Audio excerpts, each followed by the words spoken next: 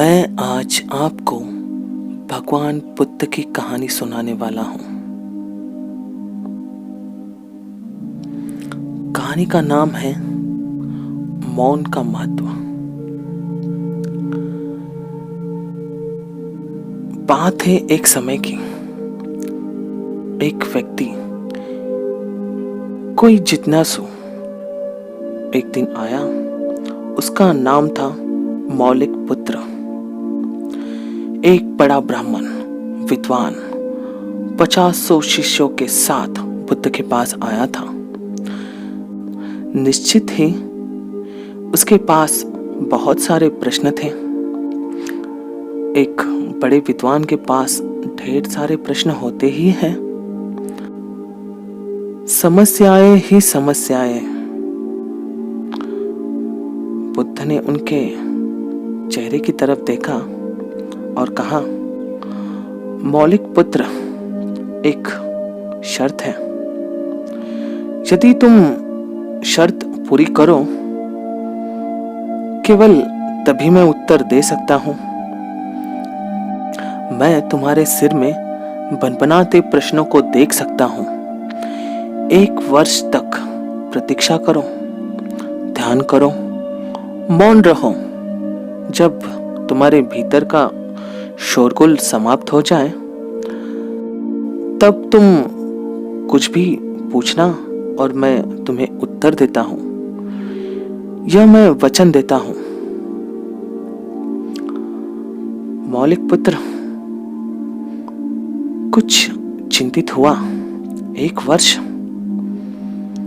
केवल मौन रहना, और यह व्यक्ति उत्तर देगा, और कौन जाने कि वे उत्तर सही भी होगा या नहीं। हो सकता है 1 वर्ष बिल्कुल ही बेकार जाए। इसके उत्तर बिल्कुल व्यर्थ भी हो सकते हैं। क्या करना चाहिए? वह दुविधा में पड़ गया। वह थोड़ा झिझक भी रहा था। ऐसी शर्त मानने में इसमें खतरा था। और तभी बुद्ध का एक दूसरा शिष्य सारिपुत्र जोर जोर से हंसने लगा। वह वहीं उसके पास ही बैठा था। एकदम खिलखिलाकर हंसने लगा। मौलिक पुत्र और भी परेशान हो गया। उसने कहा, क्या बात है? तुम क्यों हंस रहे हो? सारिपुत्र ने कहा, इनकी मत सुनना, ये धोखेबाज हैं। उन्होंने मुझे भी धोखा दिया है। जब मैं आया था, मेरे पास 5000 ब्राह्मण थे। मैं बड़ा ब्राह्मण था, और तुम्हारे पास तो केवल 500 शिष्य हैं। देश में मेरी अख्याति थी। उन्होंने मुझे फुसला लिया। उन्होंने कहा, साल भर प्रतीक्षा करो, मौन रहो, ध्यान करो, और फिर पूछना और मैं उत्तर दूंगा। और साल भर के बाद कोई प्रश्न ही नहीं बचा। तो मैंने कुछ पूछा ही नहीं, और उन्होंने उत्तर ही नहीं दिया।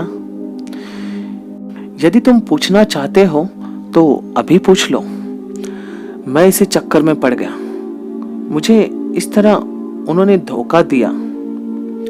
बुद्ध ने कहा, मैं अपने वचन पर पक्का हूं। यदि तुम पूछते हो तो मैं उत्तर दूंगा। यदि तुम पूछते ही नहीं तो मैं क्या कर सकता हूं? मौलिक पुत्र ने कहा कि ठीक है, मैं 1 वर्ष तक मौन रहता हूं। और वो मौन हो गया। भीतर की बातचीत समाप्त हो गई। भीतर में उठने वाली जो तरंगे थी वो रुक गई। 1 वर्ष बीत गया। वह बिल्कुल भूल गया कि 1 वर्ष बीत गया है। जब प्रश्न ही न रहे तो कौन उत्तर की फिक्र करता है। एक दिन अचानक गौतम बुद्ध ने पूछा, यह वर्ष का अंतिम दिन है। इसी दिन तुम 1 वर्ष पहले यहाँ आए थे और मैंने तुम्हें वचन दिया था कि 1 वर्ष बाद जो तुम पूछोगे मैं उसका उत्तर दूंगा। मैं उत्तर देने के लिए तैयार हूं, अब तुम प्रश्न पूछो। मौलिक पुत्र हंसने लगा। उसने कहा, आपने मुझे भी धोखा दिया। वह सारिपुत्र ठीक कहता था। अब कोई प्रश्न ही नहीं रहा तो मैं क्या पूछूं? मेरे पास पूछने के लिए कुछ भी नहीं है। कहने का मतलब यह है, असल में यदि तुम सत्य नहीं हो तो समस्याएं होती हैं और प्रश्न होते हैं। वे तुम्हारे अंदर झूठ पैदा करते हैं, तुम्हारे स्वप्न, तुम्हारी नींद पैदा करते हैं। जब तुम सत्य, प्रामाणिक, मौन, समग्र होते हो, वे कहीं और चले जाते हैं। मेरी समझ में ऐसे ही मन की एक अवस्था है जहां केवल प्रश्न होते हैं और मन की एक अवस्था है जहां केवल उत्तर होते हैं और वे कभी साथ नहीं होते। यदि तुम अभी भी पूछ रहे हो तो तुम उत्तर नहीं ग्रहण कर सकते। मैं उत्तर दे सकता हूं लेकिन तुम उसे ले नहीं सकते। यदि तुम्हारे भीतर प्रश्न उठने बंद हो गए हैं तो मुझे उत्तर देने की जरूरत नहीं है। तुम्हें उत्तर मिल गया है। किसी प्रश्न का उत्तर नहीं दिया जा सकता है। मन की एक ऐसी अवस्था उपलब्ध करनी होती है जहां कोई प्रश्न नहीं उठते। मन की प्रश्न रहित अवस्था ही एकमात्र उत्तर है। यही तो ध्यान की पूरी प्रक्रिया है। प्रश्नों को गिरा देना, भीतर चलती बातचीत को गिरा देना। जब भीतर की बातचीत रुक जाती है तो ऐसा असीम मौन छा जाता है। उस मौन में हर चीज का उत्तर मिलता है। हर चीज सुलझ जाती है। शब्द रूप से नहीं, अस्तित्वगत रूप में उलझ जाती है। कहीं कोई समस्या नहीं रहती है। यानी कहने का मतलब यह है कि कुछ समय के लिए कोई भी फैसला लेने से पहले थोड़ी देर के लिए शांति से उसके ऊपर विचार करो और उसका उत्तर तुम्हें खुद ब खुद मिल जाएगा।